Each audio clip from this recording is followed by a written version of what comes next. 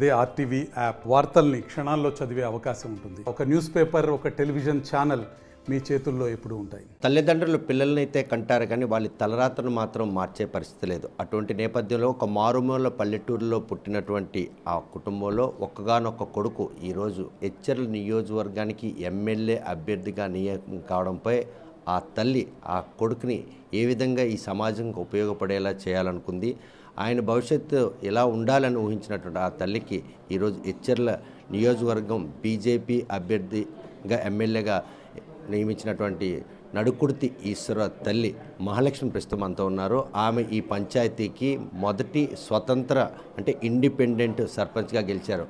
దశాబ్దాల కాలంగా ఈ పంచాయతీతో ఉన్నటువంటి అవినాభావ సంబంధంలో ఈ ప్రాంతంతో పాటు ఈ ప్రజల సమస్యలను ఎట్టి పరిస్థితుల్లో పరిష్కరించాలని ఒక్కగానొక్క కొడుకుని ఉన్నత చదువులు చదివించి ప్రయోగం చేసి ఈరోజు ఆయన ఆశయ సాధన కోసం ఆమె ఏ విధంగా కృషిపడ్డారో, అసలు ఈరోజు ఆ కొడుకు ఎమ్మెల్యేగా అభ్యర్థిగా నియమిస్తాడు అనుకున్నారా లేదన్న విషయం ఆమెతో మాట్లాడదాం. చూస్తే ఈరోజు ఒక్కగానొక్క కొడుకు ఆయన ఏం చేయదలుచుకోవాలనుకున్నారు, ఈరోజు ఆయన ఏమయ్యారు? నేను ఎప్పుడు కూడా ఇలాగ అనుకోలేదండి, రాజకీయాలకు చేస్తామని. బాబుని చదివించి ఆడు భవిష్యత్తు బాగోవాలని ఆశ, కానీ మా ఫ్యామిలీలో ఎవరూ చదువుకోలేదండి. అందుకని బాబుని బాగా చదివిద్దాం, ఆడి భవిష్యత్తు బాగుంటుంది అనుకున్నాను. కానీ బాబు చదువుకొని జాబ్కి వెళ్ళాడు, ఢిల్లీ వెళ్ళిపోయాడు.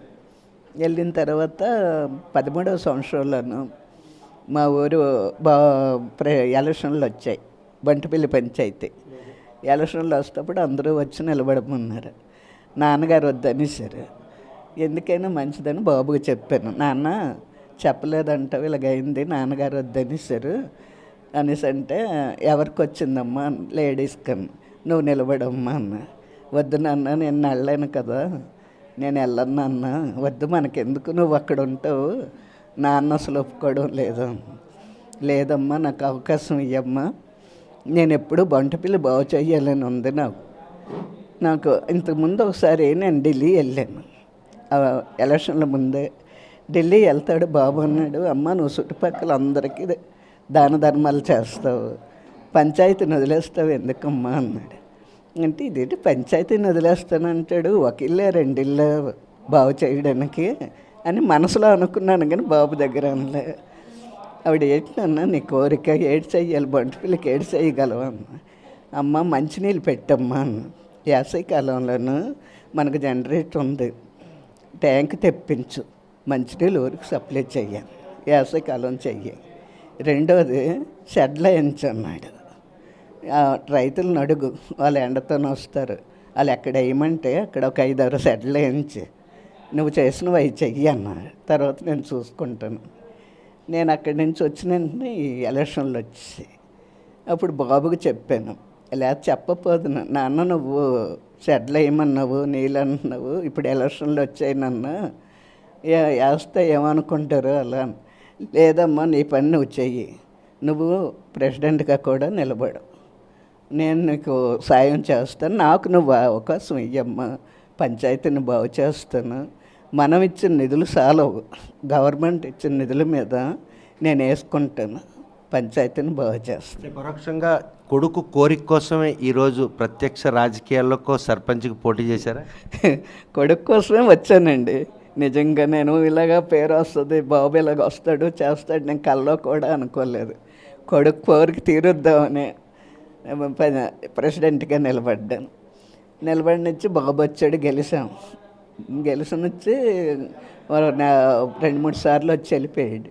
వెళ్ళిపోయిన తర్వాత మీటింగులు 2-3 సార్లు అయినాయి. 3వసారి మీటింగ్ నాకు నచ్చలే. ఆవిడ ఇంటికి వచ్చాక బాబుకేమో చెప్పాను, ఏం మలగంటున్నావు, నిన్ను ఎవరేమో అన్నారని.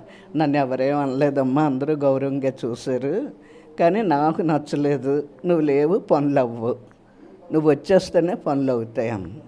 అదేటమ్మా, నీ దగ్గర మనుషులను పెడతానమ్మా, పిల్లల భవిష్యత్తు పోద్ది, ఉద్యోగం మానేసి వెళ్ళిపోరమ్మంటావేటమ్మా, ఉద్యోగం ఉండబట్టి కదా మనం ఇలాగొన్నాము అనేసాను. లేదు నాన్న, హెడ్ ఆఫీస్ ఇక్కడ ఉంది వైజాగ్లో, నువ్వు వైజాగ్లో ఉండు, నాకు అందుతావు.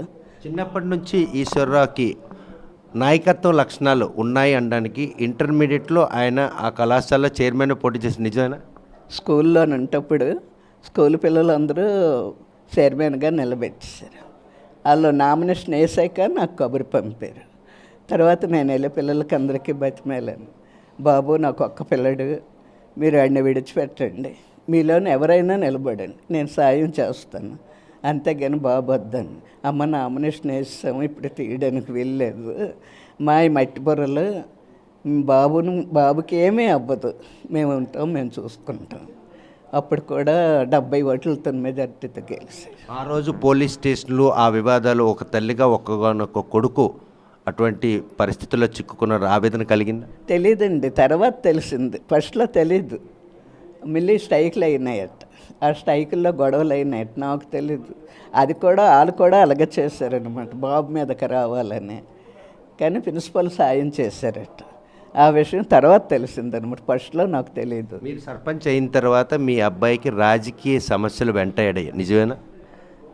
రాజకీయ సమస్యలు అంటే ఇలాగ వస్తాయని అనుకోలేదండి. కళ్ళలో కూడా ఊరిని బాగు చేద్దాం, పంచాయతీని బాగు చేద్దాం అని అనుకున్నాం. అనుకొని నిలబడిన తర్వాత బాబు వచ్చేసాడు కదా, వచ్చేసాక అలా కొంచెం ఇదయింది. మరి నా దగ్గర ఉన్న పనులు చక్కగా అవ్వు, అందుకని కొంచెం పార్టీకి వచ్చేయమన్నారు. నేను ఇండిపెండెంట్గా నిలబడ్డాను, ఏ పార్టీకి నిలబడలేదు. వైఎస్ఆర్ పార్టీకి వచ్చేయమన్నారు. వచ్చామంటే బాబేమో నేను ఏ పార్టీకి రాను, అమ్మ రాదు, ఇప్పుడు నేను పంచాయతీని బాగు చేస్తాను, పంచాయతీ బాగా అయ్యాక నేను మానేస్తాను, అప్పుడు మీరందరూ మీటింగ్ పెట్టుకొని ప్రజలందరూ ఏడు చెప్తే అటువైపు వెళ్ళిపోండి. అలాగ వీల్లేదు, నువ్వే రావాలని పెట్టారు. గొడవలు చేశారు. గొడవలు చేస్తే అప్పుడు కూడా బాబు ఇది అవ్వలేదు. తర్వాత మరొక నెల వచ్చి బాబునేమో బాగా ఊర్లో అల్లరి పెట్టేశారట. నాకు తెలియదు, మేము ఎవరు వెళ్ళలే, బాబు ఒక్కడనే తీసుకెళ్ళారు.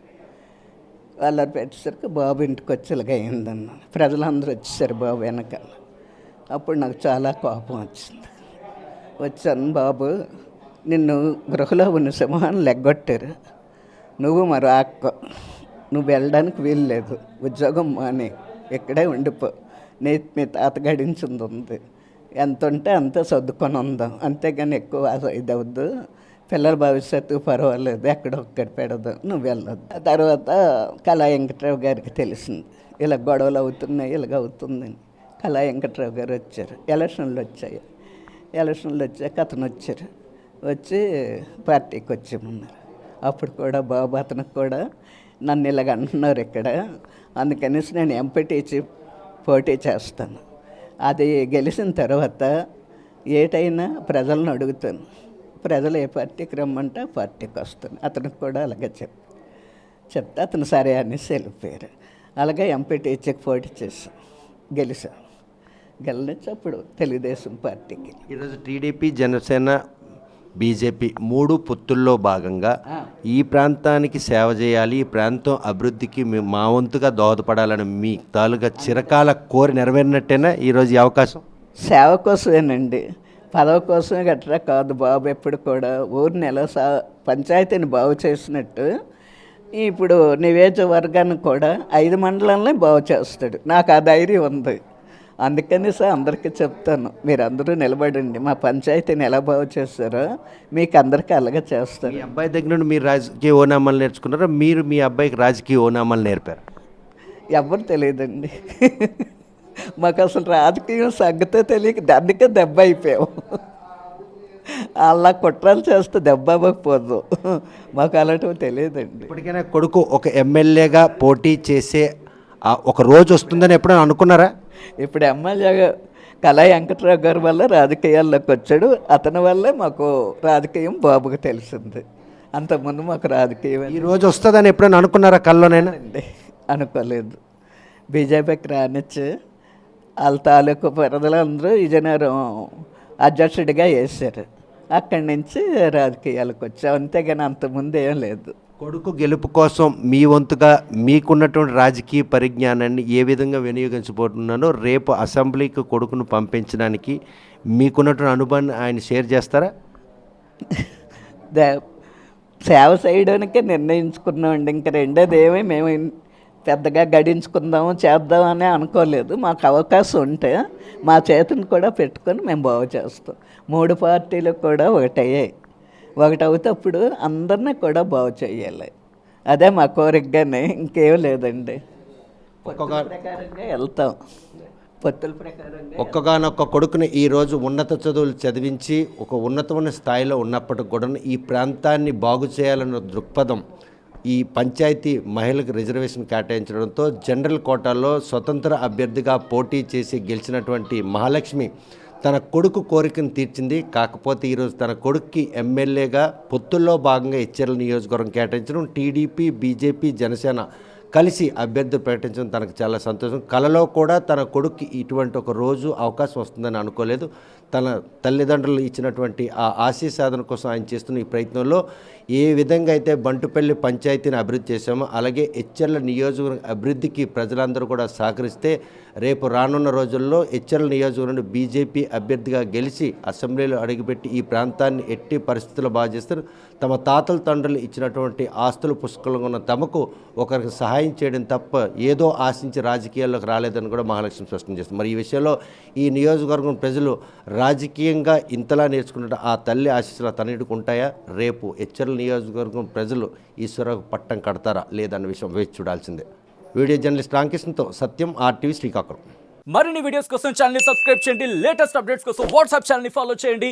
అండ్ లింక్ డిస్క్రిప్షన్ లో ఉంది.